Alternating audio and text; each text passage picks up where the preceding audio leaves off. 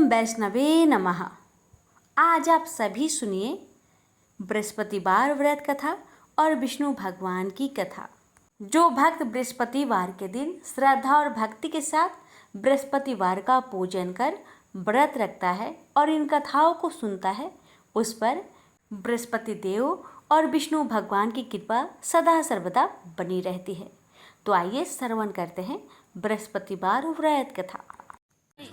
प्राचीन समय की बात है। एक नगर में एक बड़ा व्यापारी रहता था।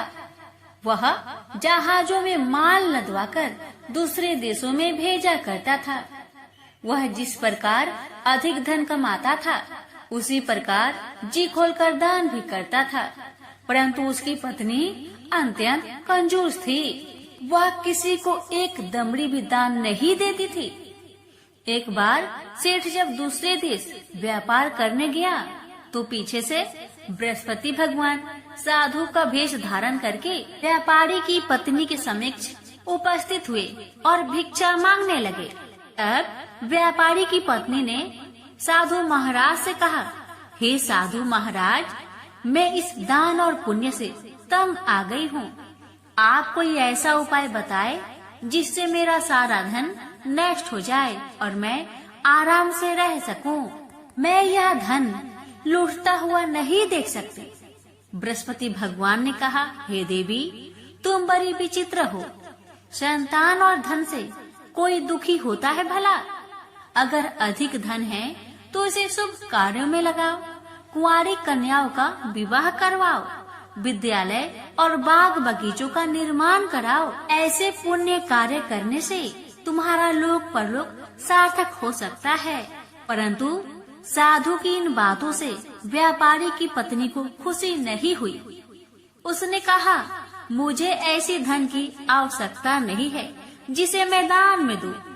तब बृहस्पति देव बोले, यदि तुम्हारी ऐसी इच्छा है तो तुम एक उपाय करना। 7 बृहस्पतिवार घर को गोबर से लिपना और अपने केसों को पीली मिट्टी से धोना। केसों को धोते समय स्नान भी करना। व्यापारी से हजामत बनाने को कहना। भोजन में मांस मदिरा खाना। कपड़े अपने घर धोना। ऐसा करने से तुम्हारा सारा धन नष्ट हो जाएगा। इतना कहकर बृहस्पति भगवान अंतर ध्यान हो गए।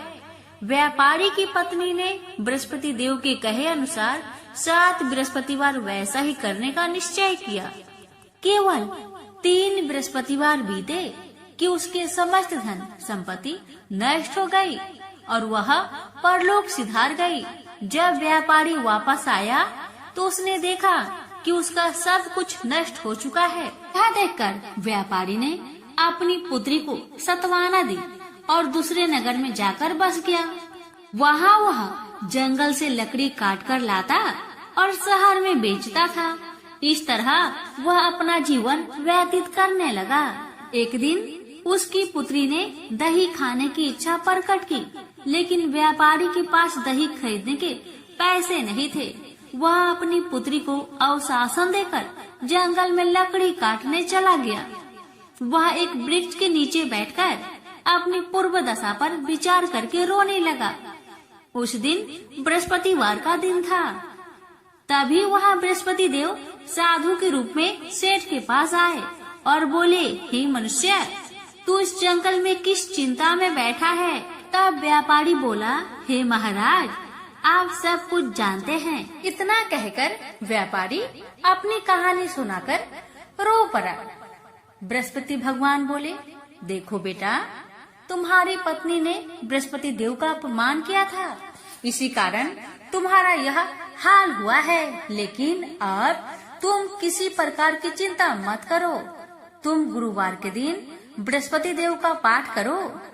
2 पैसे के चने और गुड़ को लेकर जल के लोटे में शक्कर डालकर वह अमृत और प्रसाद अपने परिवार के सदस्यों और कथा सुनने वालों को बांट दो। स्वयं भी प्रसाद और चरणामृत लो। भगवान तुम्हारा अवश्य कल्याण करेंगे। साधु की बात सुनकर व्यापारी बोला, महाराज, मुझे तो इतना भी नहीं बचता कि मैं अपनी पुत्री को दही लाकर दे सकूं। इस पर साधु महाराज जी बोले, तुम लकड़ियां शहर में बेचने जाना, तुम्हें लकड़ियों के दाम पहले से चौगुने मिलेंगे, जिससे तुम्हारे सारे कार्य सिद्ध हो जाएंगे। उसने लकड़ियां काटी और शहर में लकड़ियां बेचने चल पड़ा।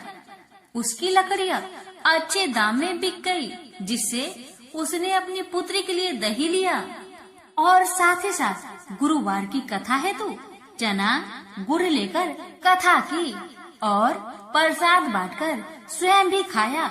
उसी दिन से उसकी सभी कठिनाइयां दूर होने लगी, परंतु अगले बृहस्पतिवार को वह कथा करना भूल गया। अगले दिन वहाँ के राजा ने एक बड़े यज्ञ का आयोजन कर पूरे नगर के लोगों के लिए भोजन का आयोजन किया। राजा की आज्ञा अनुसार पूरा नगर राजा के महल में भोज करने गया, लेकिन व्यापारी व उसकी पुत्री तनिक विलम्ब से पहुँचे। अतः उन दोनों को राजा ने महल में ले जाकर भोजन कराया। जब वे दोनों लौटकर आए, तब रानी ने देखा कि उनका खूंटी पर टंगा हार गायब है। रानी को व्यापारी और उसकी पुत्री पर संदेह हुआ कि उसका हार उन दोनों ने ही चुराया है। रानी ने सारा कहानी राजा को सुनाया। फिर राजा की आज्ञा से उन दोनों को कारावास की कोठरी में कैद कर दिया गया। कैद में पड़कर दोनों अत्यंत दुखी हुए। वहाँ उन्होंने बृहस्पति देवता को याद किया। बृहस्पति देव ने प्रकट होकर व्यापारी को उसकी भूल का आभास कराया और उन्हें सलाह दी कि गुरुवार के दिन कैद खाने के दरवाजे पर तुम्हें 2 पैसे मिलेंगे। उनसे तुम चने और मुनक्का मंगवाकर विधि पूर्वक बृहस्पति देवता का पूजन करो, तुम्हारे सब दुख दूर हो जाएंगे। बृहस्पतिवार को कैद खाने के द्वार पर उन्हें 2 पैसे मिले। बाहर सड़क पर एक स्त्री जा रही थी। व्यापारी ने उसे बुलाकर गुड़ और चने लाने को कहा। इस पर वह स्त्री बोली, मैं अपनी बहू के लिए गहने ले जा रही हूँ, मेरे पास समय नहीं है। इतना कहकर वह आगे चली गई। थोड़ी देर बाद वहाँ से एक और स्त्री निकली।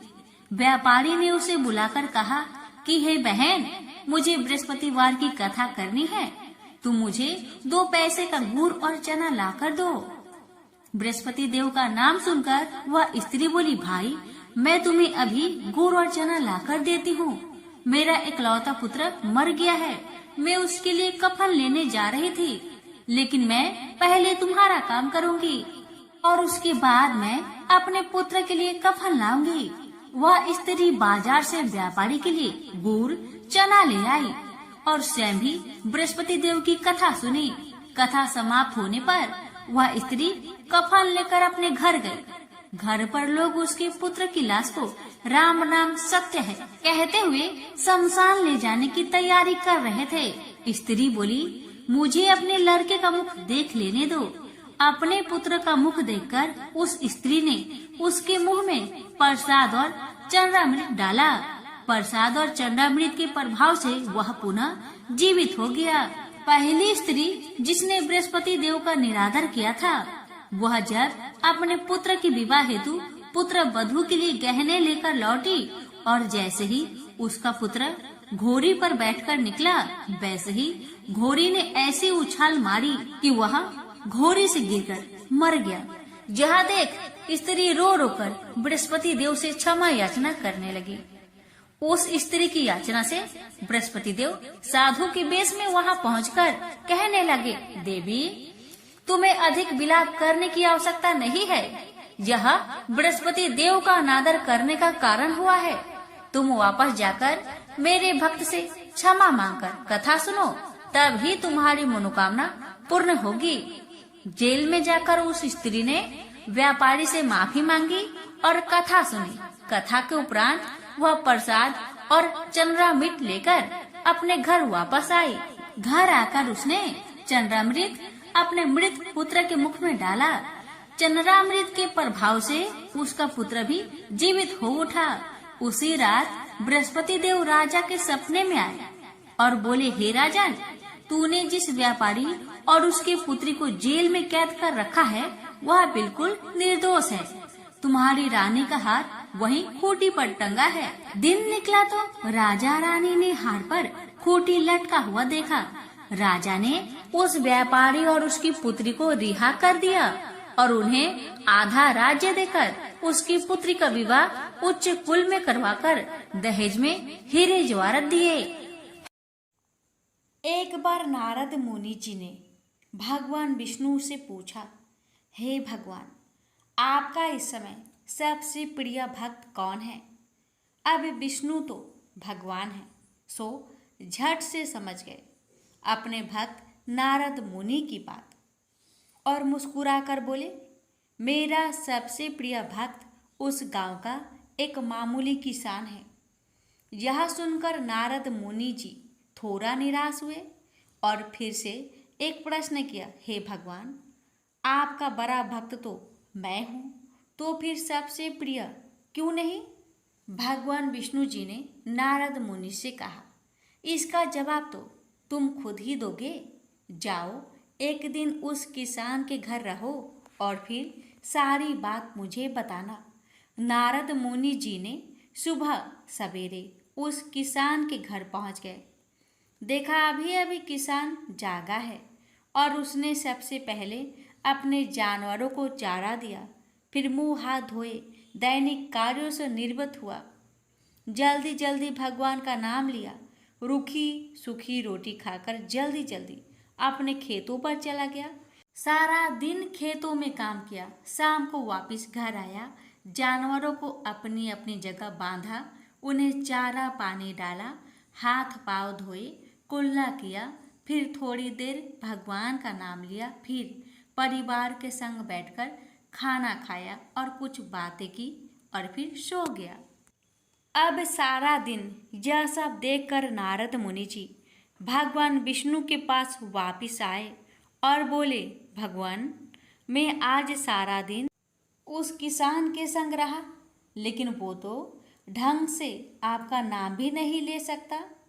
उसने थोड़ी देर सुबह, थोड़ी देर शाम को, और वो भी जल्दी जल्दी आपका ध्यान किया, और मैं तो 24 घंटे सिर्फ आपका ही नाम जपता हूँ। क्या अभी आपका सबसे प्रिय भक्त वो गरीब किसान ही है?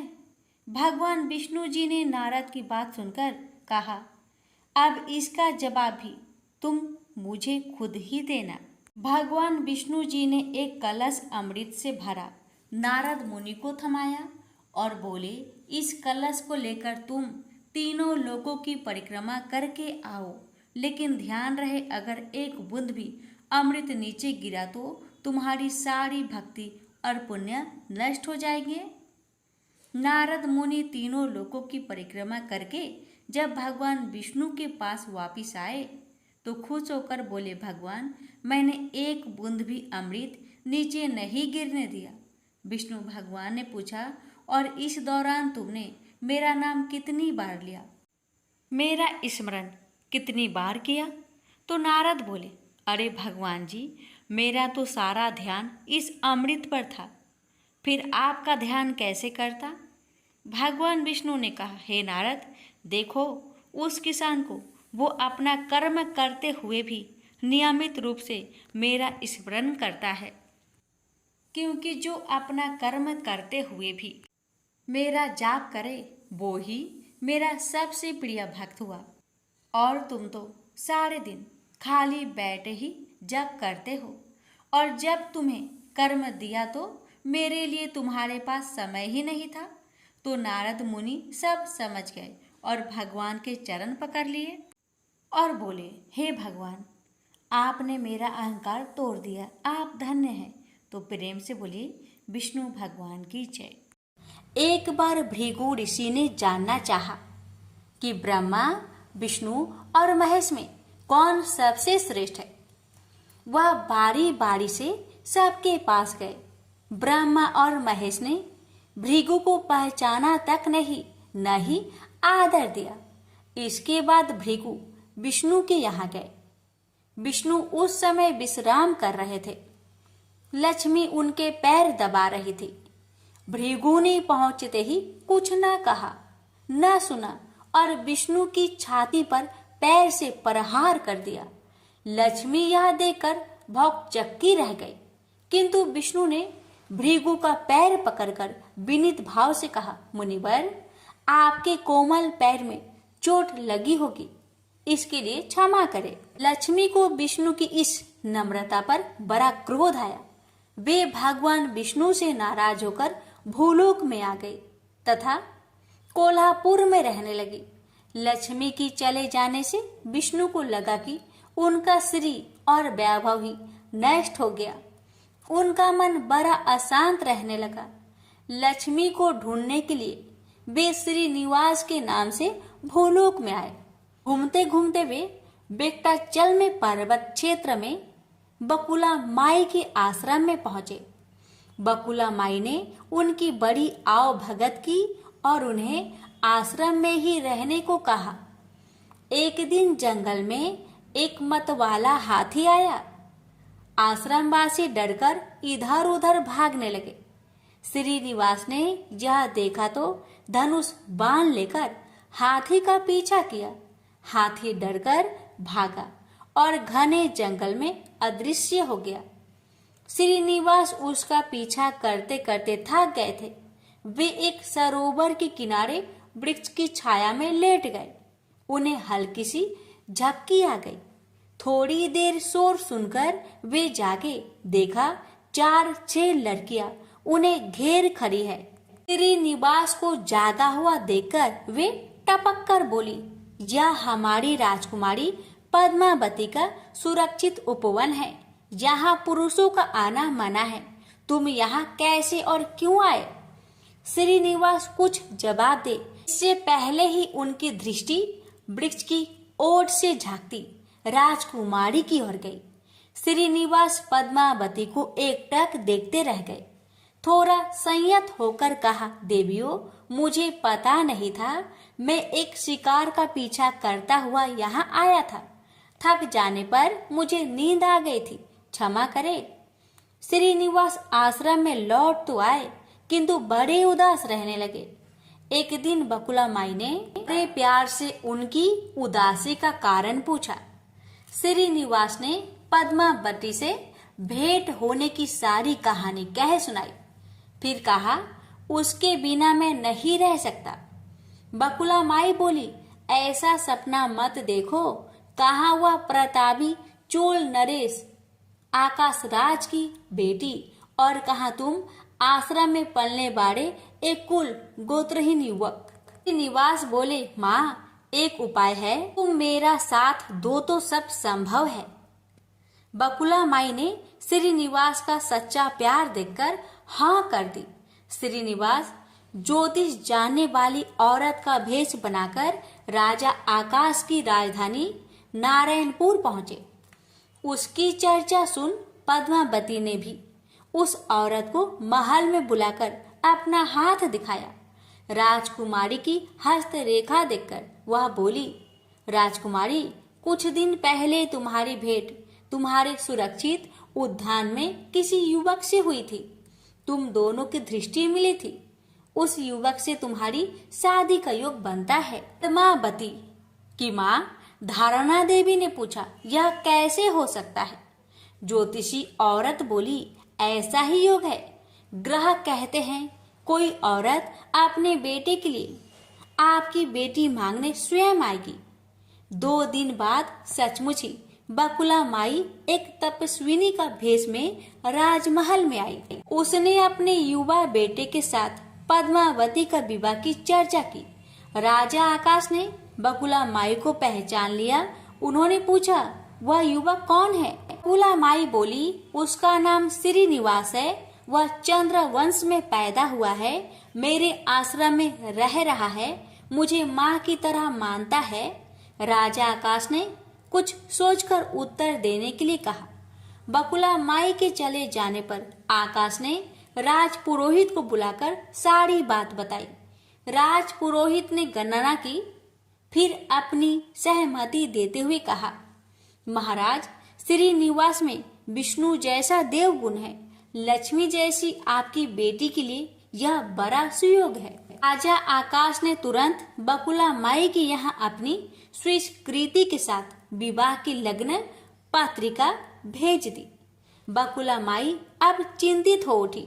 वह श्रीनिवास से बोली, बेटा अब तक तो विवाह की ही चिंता थी, अब पैसे ना होने की चिंता है। मैं वारा स्वामी के पास जाती हूँ, उनसे पूछती हूँ कि क्या किया जाए। बकुला माई श्रीनिवास को लेकर वराह स्वामी के पास गई और श्रीनिवास के विवाह के लिए धन की समस्या बताई। तो वराह स्वामी ने 8 दिक्पालों इंद्र, कुबेर, ब्रह्मा, शंकर आदि देवताओं को अपने आश्रम में बुलवाया। फिर श्रीनिवास को बुलवाकर कहा, तुम स्वयं इन्हें अपनी समस्या बताओ। श्रीनिवास ने देवताओं से कहा, मैं चोल नरेश राजा आकाश की बेटी पद्मावती से विवाह करना चाहता हूँ। मेरी हैसियत राजा के अनुरूप नहीं है, मेरे पास धन नहीं है, मैं क्या करूँ। इंद्र ने देवताओं के कोषाध्यक्ष कुबेर से कहा, कुबेर इस काम के लिए तुम श्रीनिवास को ऋण दो। कुबेर ने कहा, ऋण तो मैं दे दूंगा, पर उसे यह वापस कब और कैसे करेंगे, इसका निर्णय होना चाहिए। श्रीनिवास बोले, इसकी चिंता मत कीजिए, कलयुग के अंत में मैं सब ऋण चुका दूंगा। कुबेर ने स्वीकार कर लिया। सब देवताओं की साक्षी में श्रीनिवास ने ऋण पत्र लिख दिया। उस धन से श्रीनिवास और पद्मावती का विवाह बड़ी धूमधाम से हुआ। तभी नारद ने कोल्हापुर जाकर लक्ष्मी को बताया, विष्णु ने श्रीनिवास के रूप में पद्मावती से विवाह कर लिया है। दोनों वेंकटाचलम पर्वत पर रह रहे हैं। यह सुनकर लक्ष्मी को बड़ा दुख हुआ। वह सीधे वेंकटाचलम पहुंची, विष्णु की सेवा में लगी, पद्मावती को भला बुरा कहने लगी। श्रीनिवास विष्णु रूप मेरे पति हैं, तुमने इनके साथ विवाह क्यों किया। दोनों में वाक युद्ध होने लगा तो श्रीनिवास को बड़ा दुख हुआ। वे पीछे हटे और पत्थर की मूर्ति के रूप में बदल गए। जब दोनों देवियों ने यह देखा तो उन्हें बड़ा दुख हुआ कि श्रीनिवास तो अब किसी के न रहे। इतने में शीला विग्रह से आवाज आई, देवियों अब मैं इस पत्थर पर वेंकटेश्वर स्वामी के नाम से अपने भक्तों का अभिष्ट पूरा करता रहूंगा। उनसे प्राप्त चढ़ावे के धन द्वारा कुबेर के कर्ज का ब्याज चुकाता रहूंगा। इसलिए तुम दोनों मेरे लिए आपस में झगड़ा मत करो। शीला विग्रह से यह वाणी सुनते ही लक्ष्मी और पद्मावती दोनों ने सिर झुका लिया। लक्ष्मी कोल्हापुर आकर महालक्ष्मी के रूप में प्रतिष्ठित हो गई और पद्मावती तिरुनाचूर में शीला विग्रह के रूप में स्थित हो गई। आज भी तिरुपति क्षेत्र में तिरुमाला पहाड़ी पर भगवान वेंकटेश्वर स्वामी के दर्शन हेतु भक्त गणों से इसी भाव से शुल्क लिया जाता है। उनकी पूजा पुष्प मिष्ठान आदि से ना होकर धन द्रव्य से होती है। इसी धन से भगवान श्रीनिवास वेंकटेश्वर स्वामी कुबेर का कर्ज चुका रहे हैं। प्रेम से बोलिए जय श्री हरि। हे लक्ष्मी नारायण, आपकी कथा कहने वाले, सुनने वाले, हुक्कार भरने वाले सभी भक्तों पर आपने कृपा सदा सर्वदा बनाए रखेगा। तो प्रेम से बोलिए लक्ष्मी नारायण भगवान की जय। दक्षिण भारत में स्थित कांचीपुरी में चोल वंशीय राजाओं का राज्य था। तत्कालीन चोल राजा भगवान विष्णु का बड़ा भक्त था। वह अनंत शयन मंदिर में भगवान विष्णु की पूजा राजकीय अलंकरणों से किया करता था। मूर्ति की श्रृंगारिक पूजा कर उसके मन में यह अहंकार भी पैदा होता था कि ऐसे दिव्य अलंकरणों से भगवान की श्रृंगारिक पूजा अन्य कोई नहीं करता। एक दिन वह पूजा करके उठा ही था कि इतने में उसके नगर का एक दीनहीन ब्राह्मण विष्णुदास हाथ में तुलसी तथा जल भरा कलश लेकर आया। पहले तो उसने भगवान को दंडवत प्रणाम किया, फिर कलश का जल भगवान के चरणों में उड़ेल कर तुलसी दल चढ़ा दिया। साथ में वह ओम नमो भगवते वासुदेवाय का मंत्र जपता जाता था। राजा खरा यह सब देख रहा था। ब्राह्मण के जल डालने से राजा द्वारा अर्पित पूजा सामग्री तथा श्रृंगार बह गया और भगवान के चरणों में रह गया केवल तुलसी दल। राजा को बड़ा क्रोध आया, कहने लगा, अरे दरिद्र ब्राह्मण, मैंने भगवान का कैसा श्रृंगार किया था। भगवान की यह मूर्ति कैसी राजकीय शोभा पा रही थी। तूने जल चढ़ाकर सब धो दिया और रख दिया तुलसी की ये जंगली पत्ते। ब्राह्मण राजा की क्रोध भरी बात सुनकर विनती करते हुए बोला, राजन, मैं दरिद्र ब्राह्मण हूँ। आप जैसे श्रृंगारिक पूजा का साधन मेरे पास कहाँ है। मैं तो जो कुछ पाता हूँ उसी को भक्ति भाव से भगवान के चरणों में चढ़ाकर प्रभु कृपा से सुखी हो जाता हूँ। अलंकरण, दिव्य पुष्प, फल आदि से गर्वित होकर पूजा करे या भक्ति भावना से प्रभु के आगे केवल विनीत होकर हाथ जोड़ दे, इससे भगवान को क्या लेना। भगवान को तो भक्ति और भावना चाहिए। महाराज, मुझे क्षमा करे। राजा ने कहा, तुझे अपनी भक्ति पर गर्व है। तूने कोई देव मंदिर बनवाया है, कभी यज्ञ दान तप किया है, भगवान को संतुष्ट करने वाला कोई भी काम तूने कभी किया है। ब्राह्मण ने कहा, हे राजन, मैं तो अपनी दीनहीन पूजा से इतना संतुष्ट हो जाता हूँ कि लगता है जैसे भगवान संतुष्ट हो गए। यह देव मंदिर आपका बनाया हुआ है। मेरी पूजा से आपकी श्रृंगारिक पूजा खराब होती है, तो मैं कल से अपने घर पर ही भगवान का मिट्टी का कोई विग्रह रखकर पूजा कर लिया करूंगा। यह कहकर ब्राह्मण चलने लगा तो राजा ने कहा, अच्छा तो भक्त ब्राह्मण, मेरी भी बात सुन ले। भगवान विष्णु किस पर प्रसन्न होकर पहले किसको दर्शन देते हैं, इसे सब लोग देखेंगे। ब्राह्मण ने इस चुनौती को जैसे सुना ही नहीं, चलते चलते धीरे से बोला, भगवान का तो मुझे मेरी हर सांस में आभास होता रहता है। मैं तो अपने मन में उनका नित्य दर्शन करता रहता हूँ। दूसरों से मुझे क्या लेना। ब्राह्मण अपनी कुटिया में चला गया। राजा राजमहल में चला गया। ब्राह्मण ने उस मंदिर में जाना छोड़ दिया। अपने घर पर ही विष्णु भगवान का एक छोटा सा विग्रह ले आया और उसी का भक्ति भाव से पूजन कर कुछ भी रूखा सूखा होता भगवान को भोग लगाने के बाद खुद भोजन करता था। यह उसका नित्य का नियम था। उधर राजा अपने देव मंदिर में अपनी पूजा विधि से स्वयं ही प्रसन्न होता और अपनी पूजा पर गर्व करता।